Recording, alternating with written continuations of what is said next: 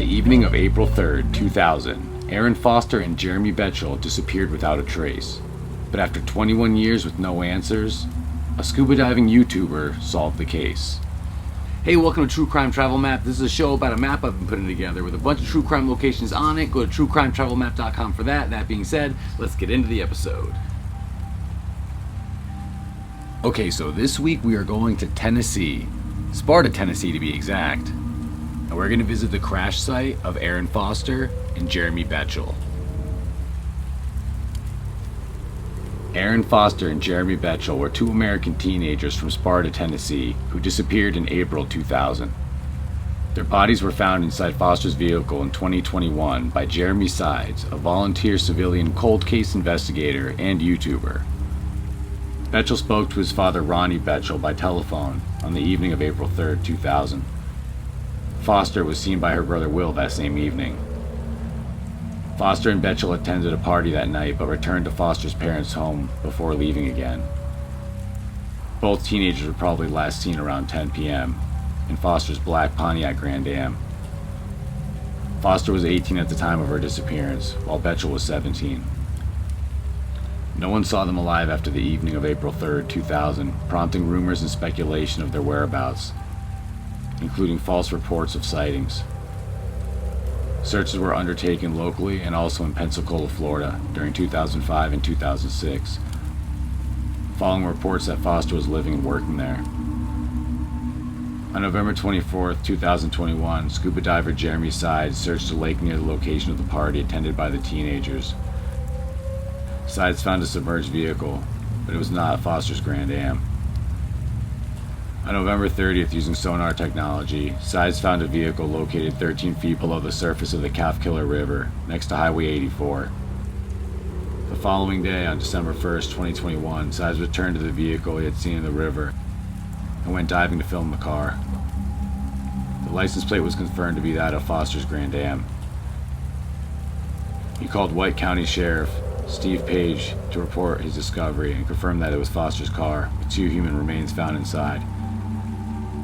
The remains were later confirmed to be Foster and Bechtel, found in the vehicle after missing for 21 years. What led up to that event is still unknown. Police have theorized that Foster lost control of the vehicle while driving Highway 84, which did not have a guardrail along that section during the 2000s. As of July 2022, the police investigation was not closed, but police indicated there was no evidence of foul play. Both Foster and Bechtel were buried in 2022. Okay, so the police definitely dropped the ball a lot in this investigation. So first of all, there was reports that neither of the bedrooms of Jeremy or Erin were searched, at all. There was a missing persons report, like a piece of paper that was sent to the police office, and they kind of misplaced it, it looks like, until years later when they were going back to check on this investigation, which showed that Erin and Jeremy arrived at Erin's house to drop off her younger brother, who they picked up from the arcade, before going back to the party. So the police thought that they left the party and were coming from the party back to Erin's house, which didn't, it happened, but they got there safely. Then when they left Erin's house going back to the parties where the accident happened. So the cops were just searching the wrong side of town in the beginning. And then they were getting calls about Pensacola, Florida, and different stuff, sightings of the two, which never happened. I don't know if people are just messing with the investigation or if they actually really did believe it and they just wanted to help out. But the entire time it seemed like the police force wasn't really doing the best job, and the case kind of just went cold. Alright, so check this out. The cops didn't even question anybody at the party. Right? Like, don't you think you'd question the people at the party that you thought that the two missing people left from? So you figure, I'm missing two people, right? And they were at this party, and then they left the party. So I'm gonna question the people at that party, right? Nope, cops didn't question them. Dropped the ball. So Sheriff Page was in charge of this investigation. It seemed like he cared about it. All the videos about him, he seems like he actually did want the thing to be solved. But 21 years. Like, come on. that case could drink legally.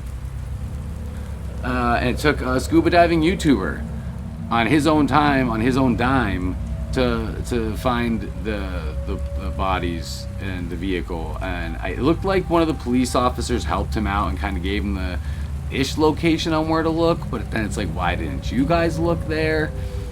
So Sheriff Page, when he noticed the Exploring with Nug YouTube channel, he noticed that the gear that Exploring with Nug was using is way further advanced than what they have. But my question to that is, why wouldn't you guys hire people that have that gear to do what Exploring with Nug is doing? He goes and he searches for people and for cars and he's been solving cases. He solved this case. This dude was out and he uploaded some videos about the area he was searching, and one of Erin's family members saw that he uploaded that video, and she mentioned it, I believe it was at church, to the sheriff or the police officer that was in charge of the case. And that's when the police officer reached out to Exploring with Nug to give him a more roundabout area on where he thinks the guy should search, based on the new information that they had from that lost missing persons report saying that Erin and Jeremy left from Erin's house, not the party, so they were looking in a different area. Like, he updated them and gave them the correct area to check that they didn't check as cops who were investigating this disappearance. I don't know. So Size has checked this area before, not the Calfkiller River area, but just this overall town before. He's not from there. He traveled there to look for these people, Erin and Jeremy. And when he got there, yeah, he just started scanning. And when he got to the Calfkiller River not long after, on his sonar, I mean, you could see it right there, clear as day. That's a car. I mean, he doesn't know if it's theirs or not, and so he has to dive it, you know what I mean? But that's a car. So that's pretty dope, you know? And then he dives it. He has to, you know, it looks like he sets an anchor to it with a buoy so he knows the next day to go back. But that's pretty crazy. I don't know how I could sleep knowing that. I mean, he tied it. He had a 21-year-old solved case just sitting there. But I guess, you know, not everyone is that. So and it's getting dark out. You can't dive in the dark because of crocodiles. But, you know what I mean? So, but he got it. He's the one that found him. So good on you, Exploring with Nug, Mr. Sides. Appreciate the work.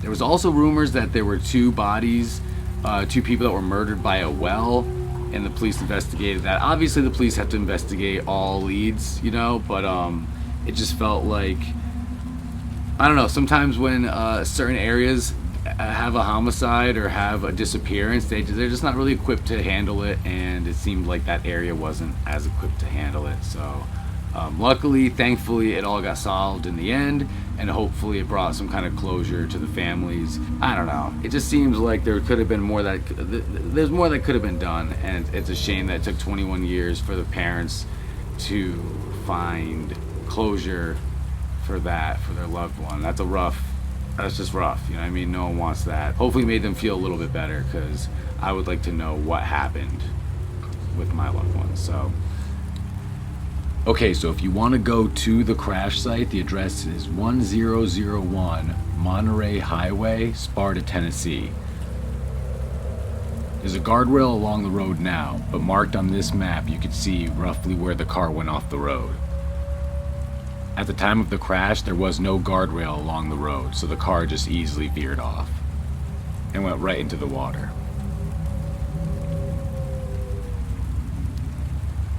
That's where Jeremy Sides found it 21 years later. Notice the pattern of trees behind Jeremy across the water, and that is roughly right where the crash site is. There is also a little memorial along the road where the crash happened. Please remember to be respectful when visiting these sites.